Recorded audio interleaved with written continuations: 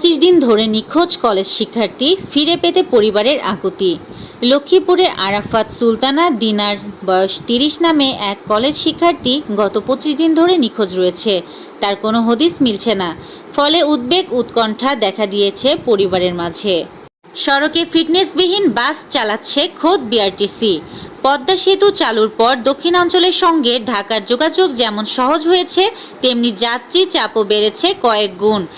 কিন্তু সেই চাপ সামলাতে যেমন মানসম্পন্ন বাস প্রয়োজন, ঠিক তেমনটি অনুপস্থিত বরিশাল ঢাকা সহ আন্তজেলা রুটে চলাচলকারী বাংলাদেশ সড়ক পরিবহন কর্পোরেশনের বিআরটিসি বাসগুলোতে ফিটনেসবিহীন ভাঙাচোরা অকার্যকর বাসে প্রতিদিন ভয় আর দুর্ভোগ বয়ে বেড়াচ্ছেন যাত্রীরা। চট্টগ্রামের ড্রোন নির্মাতা আশির উদ্দিনের পাশে তারেক রহমান। বাংলাদেশ জাতীয়তাবাদী দল বিএনপির ভারপ্রাপ্ত চেয়ারম্যান এবং আমরা বিএনপি পরিবারের প্রধান পৃষ্ঠপোষক তারেক রহমান চট্টগ্রামের বাঁশখালীর ড্রোন নির্মাতা মোহাম্মদ আশির উদ্দিনের পাশে দাঁড়িয়েছেন। মুন্সিগঞ্জ লঞ্চঘাটে পা পিছলে নদীতে পড়ে রাজমিস্ত্রি নিখোঁজ। মুন্সিগঞ্জ লঞ্চঘাটে নোঙর করা লঞ্চ থেকে পা পিছলে নদীতে পড়ে গিয়ে নিখোঁজ হয়েছেন রাজমিস্ত্রি মোহাম্মদ লোকমান হোসেন, বয়স 28। তিনি ভোলা জেলার তজুমউদ্দিন উপজেলার দেওয়ানপুর গ্রামের মৃত রফিকুল ইসলামের পুত্র। চুরি হওয়া কাপড়ের 51টি রোল উদ্ধার করেছে গোয়েন্দা পুলিশ। চট্টগ্রাম মহানগরীতে পণ্য পরিবহনের সময় চুরি হওয়া কাপড়ের 51টি রোল উদ্ধার করেছে মহানগর গোয়েন্দা পুলিশ। চিন্ময় দাসকে জেলগেটে জিজ্ঞাসাবাদের নির্দেশ।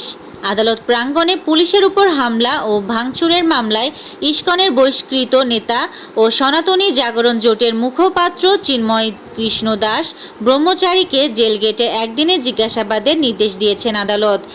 একই সঙ্গে 22 জুনের মধ্যে প্রতিবেদন দাখিল করতে বলা হয়েছে। হাইপারসোনিক ক্ষেপণাস্ত্র দিয়ে ইসরায়েলে নতুন হামলা চালালো ইরান। 13 জুন ইরানে ইসরায়েলের হামলার পর তেহরানের প্রতিশোধমূলক হামলার ধারাবাহিকতায় সোমবার 14 জুন ভোরে ইসরায়েলি লক্ষ্যবস্তুতে ব্যাপক ক্ষেপণাস্ত্র হামলা চালিয়েছে ইরান। ইরানের নতুন হামলায় ইসরায়েলে নিহত বেড়েছে 8। ইসরায়েলের ইরানের সর্বশেষ হামলায় অন্তত 8 জন নিহত হয়েছেন, আহত কয়েক ডজন। তেল আবিবে ক্ষতিগ্রস্ত মার্কিন দূতাবাস আপাতত বন্ধ ঘোষণা। তেল আবিবে মার্কিন দূতাবাসের কাছেই ক্ষেপণাস্ত্র হামলা চালিয়েছে ইরান। ইসরায়েলে নিযুক্ত মার্কিন রাষ্ট্রদূত মাইক হাকাবি এ তথ্য নিশ্চিত করেছেন। উইন্ডিজ সফরে অস্ট্রেলিয়ার টেস্ট দলে পরিবর্তন।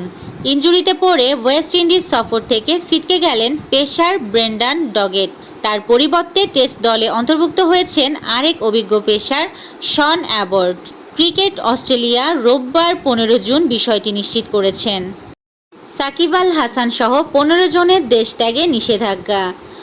অনিয়ম দুর্নীতির মাধ্যমে অর্থ আত্মসাৎ, সরকারি বিধিবিধান ও শেয়ার বাজারের আইন লঙ্ঘন করে অর্থ বিনিয়োগ ও অবৈধ সম্পদ অর্জনের অভিযোগে সাকিব আল হাসান সহ 15 জনের দেশ ত্যাগে নিষেধাজ্ঞা দিয়েছেন আদালত।